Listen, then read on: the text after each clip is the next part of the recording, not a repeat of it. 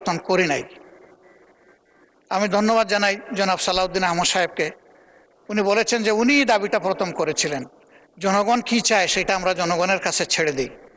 যদি বেশিরভাগ জনগণ এটা সমর্থন করে তাহলে আমরা এটা সবাই মানব। বেশিরভাগ জনগণ সমর্থন করেছে, এখন এটা মানার প্রশ্ন।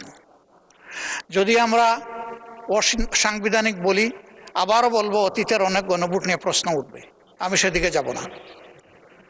অসাংবিধানিক বা সংবিধান বহির্ভূত অনেক কাজই তো হয়ে গেছে, সবাই মিলেই তো করলাম। তো সেই জায়গায় তো আমরা কোনো আপত্তি করলাম না।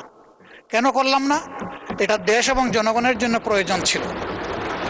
সেই জায়গায় যদি না করি, এই জায়গায় তারা যদি এই সপোর্টটা নিয়ে আজকে এই সংকট তৈরি না করতেন, এখানে এটা আলোচনারই দরকার ছিল না। এই সময় নষ্ট করার দরকার ছিল না এই মহান পার্লামেন্টের, এই মহান সংসদের। এই সময়টা তো আমরা ব্যয় করছি এই কারণে যে ওই কাজটা হয়নি বলে। এই জন্যেই আমরা চেয়েছিলাম যে এই অধিবেশন কিভাবে ডাকা যায়, কখন ডাকা যায়, তার উপরে আলোচনা হোক। আলোচনা অনেক হয়েছে, পক্ষে বিপক্ষে, মেরিট ডিমেরিট অনেক এসেছে। আশার